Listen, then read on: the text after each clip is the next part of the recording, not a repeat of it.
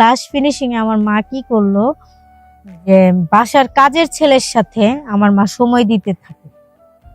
ওই ছেলের সাথে হাসি ঠাট্টা সারাক্ষণই করে। কাজকর্ম ওই ছেলে খুব কমই করে, বেশি সময় আমার মার সাথে সময় দেয়, মার সাথে কথা বলে, মার বেডরুমে যায়।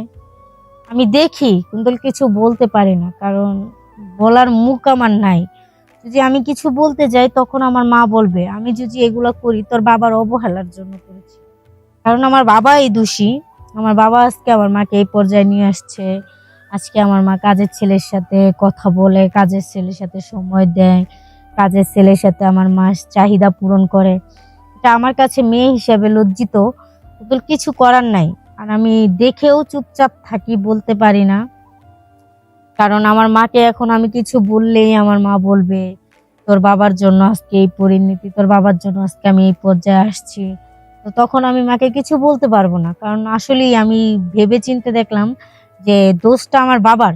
কারণ আমার বাবাই আমার মাকে এই পর্যন্ত নিয়ে আসছে। তো আর কি করব বলেন, কিছু করার নাই। যাক, আমার মা আমার বাবা যা করতেছে ভালোই করতেছে। আমার বাবা শুধু টাকা টাকা করে। আমার বাবা যখন মারা যাবে তখন কি আমার বাবা টাকা পয়সা নিয়ে যাবে? নিবে না। তো আল্লাহ আমার বাবাকে যতটুকু দিচ্ছে তাতেই আমরা সন্তুষ্ট। যাই পরিমাণে আছে তা নিয়ে আমি মা বাবা খুব সুখেই থাকতে পারবো। কিন্তু আমার বাবা সেটা বুঝে না। আমার বাবা না বুঝেই টাকার পিছনে খালি ছুটে। এত টাকা টাকা করে যে টাকার পিছনে ছুটতে ছুটতে তার যে বাসায় একটা বউ আছে, একটা মেয়ে আছে, আমার বাবা সেই ইয়াটাও করে না। আমাদের প্রতি কোনো হ্যার ইয়া নাই, আমাদের দিকে তাকায় না। আমি যে একটা মেয়ে, আমাকেও ভালো মন্দ জিগায় না, কেমন আছে খবর। আমার বাবা কখনোই করে না। আমার বাবা সকালে চলে যায়, রাত্রে আসে 12টা-1টা বাজে। আমি এই একটা বড় লোকের মেয়ে, আমার বাবার খুব টাকা পয়সা আছে, তারপরেও আমার বাবা টাকার পিছনেই ছুটে। মাকে সেই মতো সময় দিতে পারে না, মার সাথে ভালোভাবে কথা বলে না, মাকে নিয়ে কোথাও ঘুরতেও যায় না। তো বাবা অবহেলা করতে করতে মা এরকম পর্যায়ে আসছে যা মেয়ে হয়ে বলতে পারতে চাচ্ছি না, তারপরেও বলা লাগে। বাবা মার কথা তো। আর বাবা এমনই একটা মানুষ, সে শুধু টাকা চিনে। আমি তার একটা মেয়ে বা আমার মা আছে, তার আমাদের প্রতি পূর্ণ আগ্রহ নাই, শুধু টাকা টাকা টাকা।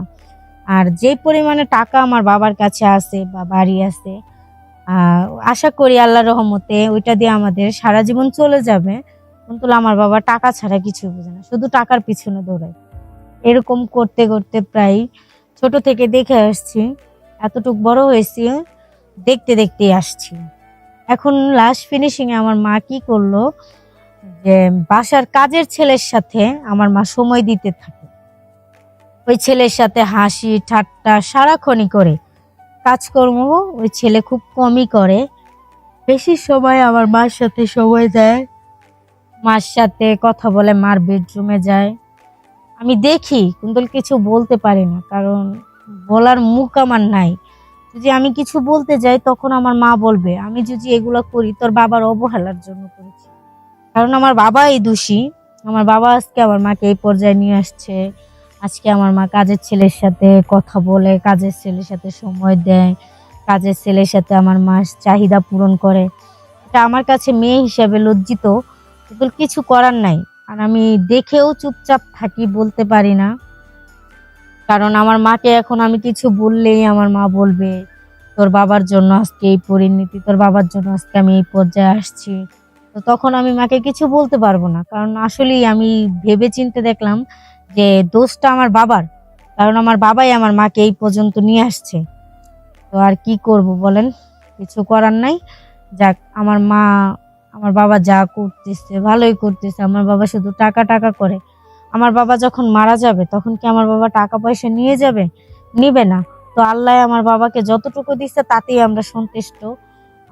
যাই পরিমাণে আছে তা নিয়ে আমি মা বাবা খুব সুখেই থাকতে পারবো। কিন্তু আমার বাবা সেটা বুঝে না। আমার বাবা না বুঝেই টাকার পিছনে খালি ছুটে। এত টাকা টাকা করে যে টাকার পিছনে ছুটতে ছুটতে তার যে বাসায় একটা বউ আছে, একটা মেয়ে আছে, আমার বাবা সেই ইয়াটাও করে না, আমাদের প্রতি কোনো মানে হ্যার ইয়া নাই, আমাদের দিকে তাকায় না। আমি যে একটা মেয়ে, আমাকেও ভালো মন্দ জিগায় না, কেমন আছে খবর।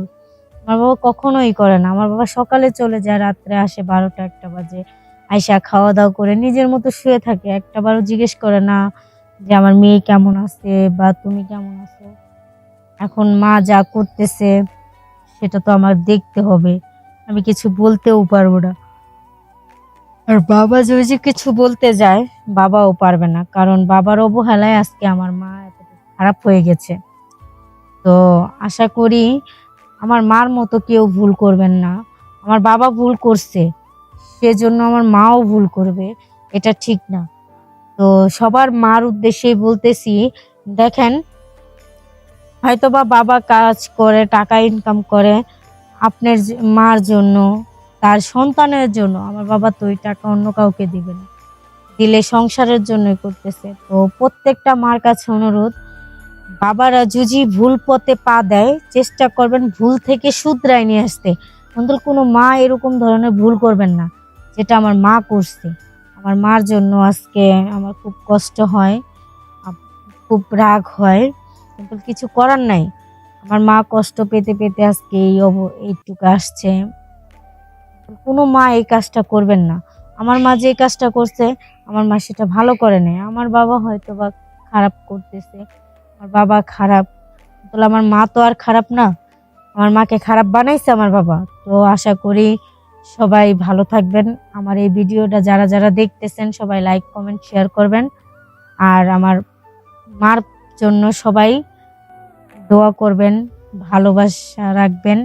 আর আমার বাবাদের উদ্দেশ্যে বলি, যারা বাবা আছেন তাদের কাছে একটাই অনুরোধ, টাকা পিছনে ছুটেন, সমস্যা নাই, কিন্তু ঘরে বউ বাচ্চা সবাইকে ভালো রেখে পরে টাকার পিছনে ছুটেন। কারণ বাবাদের উদ্দেশ্যেই বলি, বাবাদের একটু ভুলের জন্য সন্তানের ক্ষতি হয়, সন্তান বেলাইনে চলে যায়, মা বেলাইনে চলে যায়। তো বাবা মা দুজনের উদ্দেশ্যেই বলি, আপনারা দুজনেই চেষ্টা করবেন দুজনকে সব সময় ভালো রাখতে, কেউ কারো প্রতি রাগ অভিমান করবেন না। আজকে আমার বাবা যে কাজটা করছে সেটার জন্য আমার মা ভুল পথে পা দিচ্ছে। আর সব মাদেরও বলি, বাবাদেরও বলি, আমার বাবা মার মতো কেউ এরকম ধরনের ভুল করবেন না। একটা ভুলের জন্য আমরা মেয়েদের খুব কষ্ট হয়, কারণ রাস্তায় যদি যাই, কেউ যদি দেখে বলবে যে অমুকের মেয়ে এরকম, মা এরকম হইলে মেয়েটাও ওরকম, তাইলে মার জন্য বাবার জন্য মেয়েদের বদনাম হয়।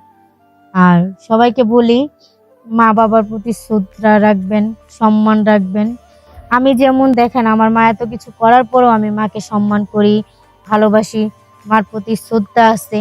তো সবার উদ্দেশ্যে বলি, মা বাবাকে কখনো ভুল বুঝবেন না, মা বাবা ভুল করলে ভুলটা শুধরানোর চেষ্টা করাই দিবেন। আমি এইটুকুই বলছি। আর সবাই ভালো থাকেন, আল্লাহ হাফেজ। আর আমার জন্য সবাই দোয়া করবেন।